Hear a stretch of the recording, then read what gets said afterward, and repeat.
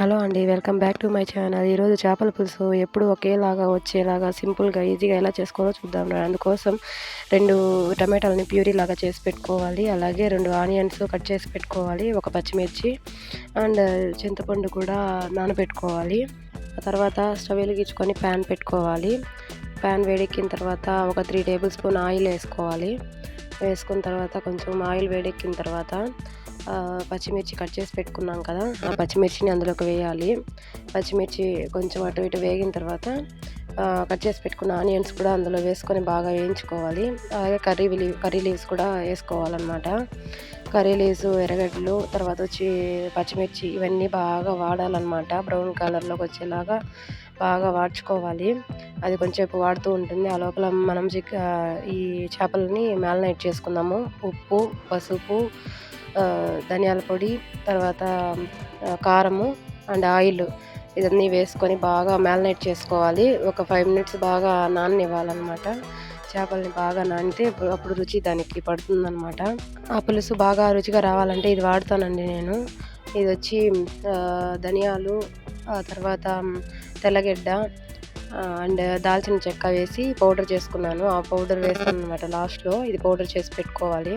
ఒక 2 స్పూన్లతో అల్లం వెల్లుల్లి పేస్ట్ వేసుకొని బాగా కలుపుకోవాలి. దాంట్లోనే ఉప్పు వేసుకొని బాగా కలిపెట్టుకోవాలి.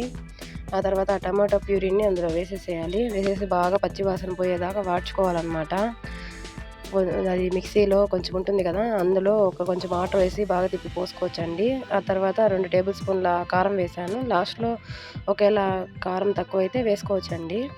అది మూసిపెట్టి కొంచెంసేపు బాగా ఉడకనివ్వాలి పచ్చివాసన పోయేదాకా. అంతలోగా చింతపండు బాగా కలిపి పెట్టుకోవాలి, నానిన చింతపండుని. అంతే, చూడండి అది కర్రీ రెడీ అయింది. ఆ కర్రీలోకి కట్ చేసి పెట్టుకున్న చేపలని అందులో పెట్టేసేయాలి.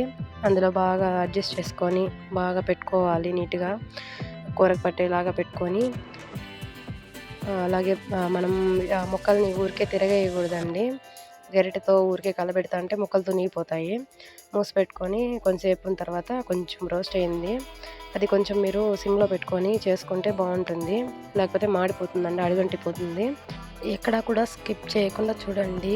ఏదైనా ఒక్కటి మిస్ అయినా కూడా ఫ్లేవర్ మిస్ అవుతుంది. దాన్ని బాగా తిప్పించుకోవాలి.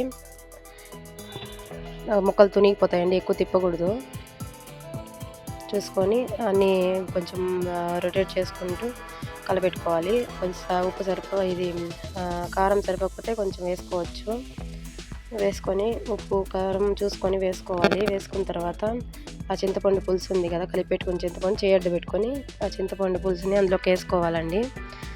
వేసుకొని బాగా కొంచెం లైట్గా చిన్నగా దాన్ని కలుస్తూ కలబెట్టాలి. అంతే, కొంచెంసేపు మూత పెట్టేసామంటే అది ఉడుకుతూ ఉంటుంది. ఆ తర్వాత ఇంతకుముందు పౌడర్ చెప్పాను కదండి, ఆ పౌడర్ కొంచెం వేసుకుంటాం. దాంతో వేసుకున్న తర్వాత దాన్ని కొంచెంసేపు ఉడకనివ్వాలి. బాగా ఉడకనిచ్చి ఫిష్ కర్రీ మసాలా కొంచెం వేసుకుంటాను నేను. అది వేసిన తర్వాత బాగా ఉడకనివ్వాలి. ఎవరెస్ట్ది గరం మసాలా ఉంది కదండి, అది కొంచెం వేసుకుంటాను నేను. వేసుకున్న తర్వాత కొంచెం బాగా ఉడకనిచ్చి బాగా కలుపుకొని మూత పెట్టుకోవాలండి. మూత పెట్టుకొని సిమ్లోనే ఉడకనియాలి. సిమ్లోనే ఒక 10 మినిట్స్ ఉడికిపించాలంటే ఉడికిపోతుంది. అంతే, కొత్తిమీర కట్ చేసుకున్న కొత్తిమీరని వేసుకొని గార్నిష్ చేసుకోవాలి. అంతే అండి, రెడీ. మన చేపల పులుసు అయితే రెడీ అయిపోయింది. తప్పకుండా ట్రై చేయండి. చాలా అంటే చాలా బాగుంటుందండి ఇది. మూత పెట్టుకొని కొద్దిసేపు బాగా ఉడకనిచ్చి ధనియాల పొడి వేసుకొని దించుకోవాలి. ధనియాల పొడి కూడా కొంచెం వేసుకోవాలి ఇందులో. ఎలా ఉందో చూసి ట్రై చేసి నాకు కామెంట్ చేయండి. ముక్కలు తొనకుండా నీట్గా బాగా కలపెట్టుకుంటూ అన్నీ తిరగేసుకుంటూ బాగా కలుపుకొని మూత పెట్టేసి ఆఫ్ చేసేసేయండి. గ్యాస్ ఆఫ్ చేసి కొంచెం తర్వాత చూస్తే బాగా వచ్చేసిందండి కర్రీ. చాలా బాగుంటుంది ఇది. లైక్ చేయడం మాత్రం మర్చిపోకండి. మీరు లైక్ చేస్తే నేను మోటివేషన్తో ఇంకా మరెన్నో వీడియోస్ చేయడానికి హెల్ప్ అవుతుందండి.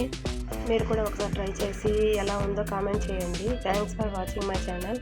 లైక్ చేసి షేర్ చేయండి, అలాగే సబ్స్క్రైబ్ చేసుకోండి. Thank you.